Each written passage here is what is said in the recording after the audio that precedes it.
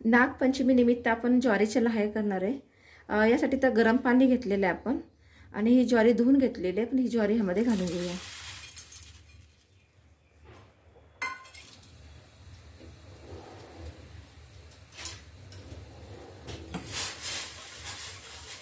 आणि आपण हे 2 मिनिटं झाकून ठेवणार आहे।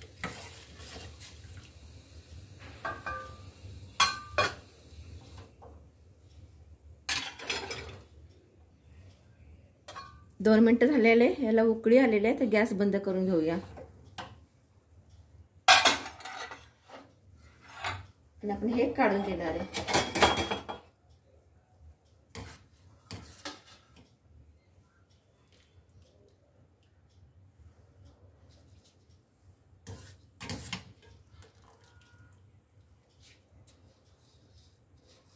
आणि आपण हे कापडावर सुकायला ठेवणार, ते किमान 4 ते 5 तास।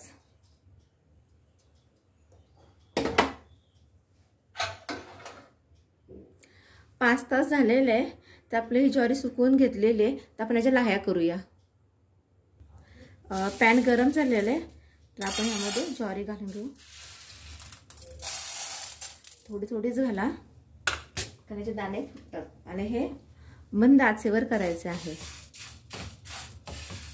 या अशा प्रकारे सुती कापडाचा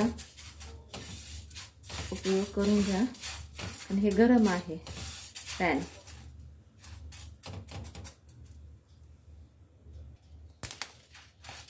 गरम झाले की लाह्या अशा फुटायला सुरुवात होतात।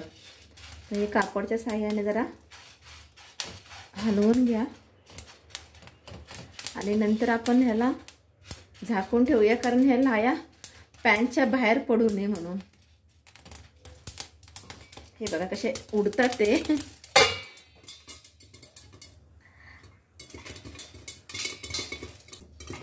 आपल्याला अशी थोडी थोडी ज्वारी घालून घ्यायची। हे बघा, हे कसे पॅन मधनं बाहेर पडतात।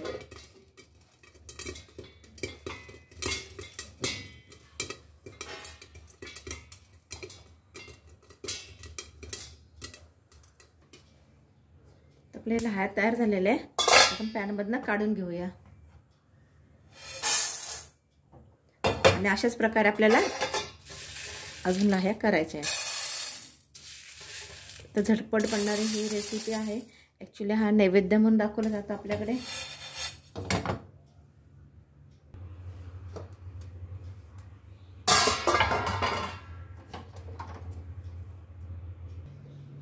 तयार आहेत आपल्या ज्वारीच्या लाह्या। झटपट बनणाऱ्या ह्या ज्वारीच्या लाह्या तुम्ही रेसिपी करून पहा। आवडल्यास लाईक करा, शेअर करा आणि सबस्क्राईब करा।